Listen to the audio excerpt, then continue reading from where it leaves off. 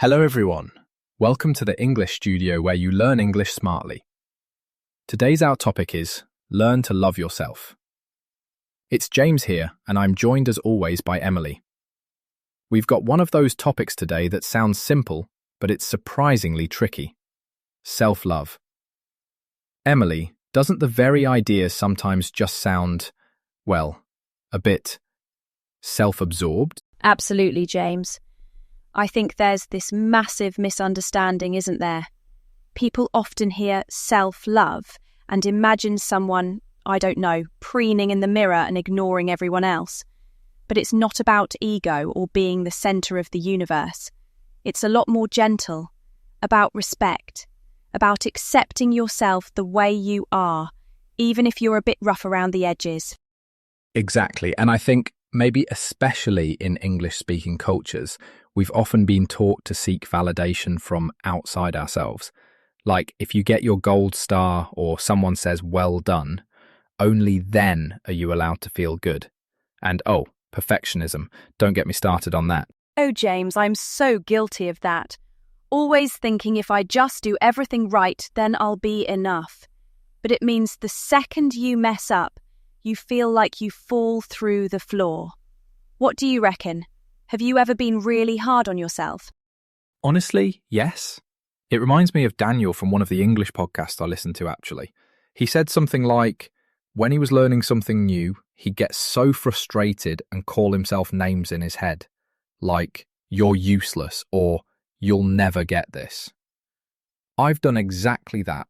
You know, if I spoke to my friends the way I used to speak to myself, well, I'd probably have no friends left. Completely.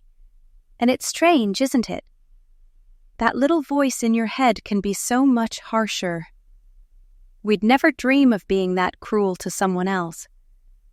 Maybe that's the most important part of self-love, recognizing we deserve the same kindness we'd give to a mate. Yeah, and challenging that internal critic, bit by bit. For me, realising self-love wasn't about being the best or getting everything right, but about showing myself a bit of patience that was, well, sort of a turning point. I always mix up whether it was after a completely failed baking attempt or my first disastrous language lesson, but you get the idea. It's the journey, isn't it? And sometimes just noticing those negative thoughts and trying to shift them, even a smidge, makes all the difference. Right. Let's talk about what happens when we start tuning into that kinder voice. So, kindness to yourself. I used to honestly think it was just a fancy word for being lazy, like, I'm just going to treat myself again. But it's not indulgence, it's actual nourishment. It's like if you keep pouring out for others and never refill your own cup, you end up totally empty, don't you? Yeah, and there's a bit of guilt as well, right? Like, if I don't push myself harder, I'm slacking. But that kind of thinking, that being gentle with yourself is weakness or laziness, honestly, it just leaves you burnt out. A lot of the research on those English learning classes even talk about this, saying self-care is about maintaining your own well-being. That might mean a good walk, curling up with a book, or actually just taking a nap when you need it. Revolutionary, I know. I've done that recently, actually. After an especially tough week, I cancelled plans and stayed in, just had a quiet night. Not glamorous at all, but I woke up less raw, more myself, and I realised sometimes saying no to other people is the most honest, respectful thing you can do for both of you. Next day, I had more energy for the things and people that mattered most. I still struggle with that. I mean, saying no. I'm not sure if it's a British thing or just my own people-pleasing streak, but actually putting up a gentle boundary, it feels awkward at first. But every time I do, each little act of saying, I need rest or not tonight, I feel, I don't know, a tiny bit stronger.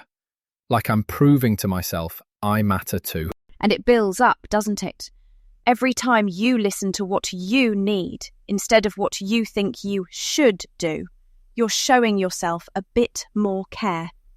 Actually, little acts like a cup of tea or writing down a positive affirmation, they're not just minor things. They're like building blocks for growth. Oh, and I'm just going on a tangent here, but even things like proper sleep or saying something kind to yourself before bed, it really shifts your mood the next day. Absolutely.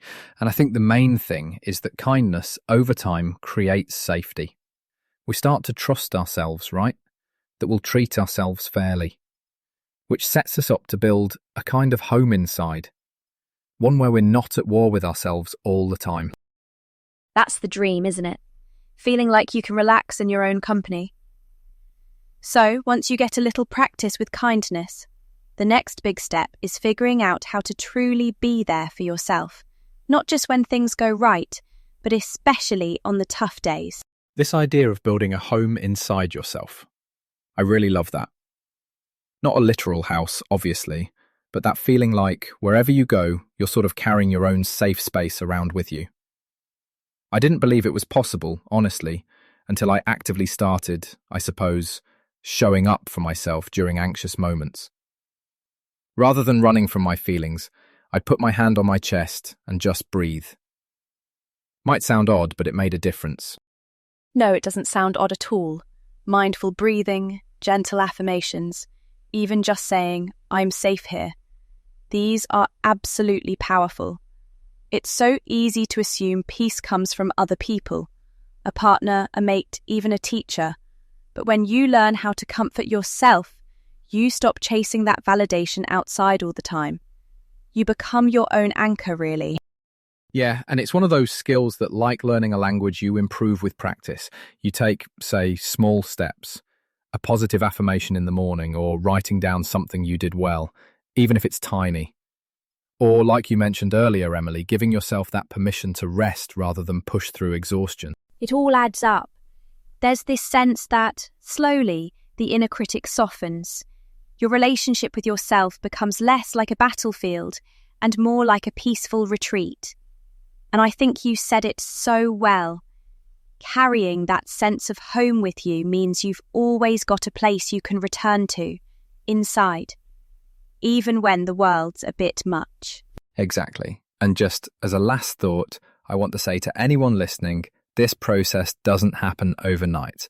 It's gradual, and sometimes you'll take a step back. But every little act of self-care, resting, saying no, breathing through tough moments, is like laying another brick in that inner home. So celebrate the small wins and keep going even when it feels bumpy. What a lovely way to put it, James. And thank you to everyone for joining us today. Give yourself a gentle moment tonight. Maybe try that hand-on-heart exercise, or just say something kind to yourself out loud. We'll be back soon with more gentle chats. So until then, take care of yourselves with kindness, patience, and, of course, a bit of British tea if you fancy it. Brilliant as always, Emily. Thanks for being here. Goodbye, everyone. Go easy on yourselves. See you next time. Goodbye, James. Goodbye, everyone.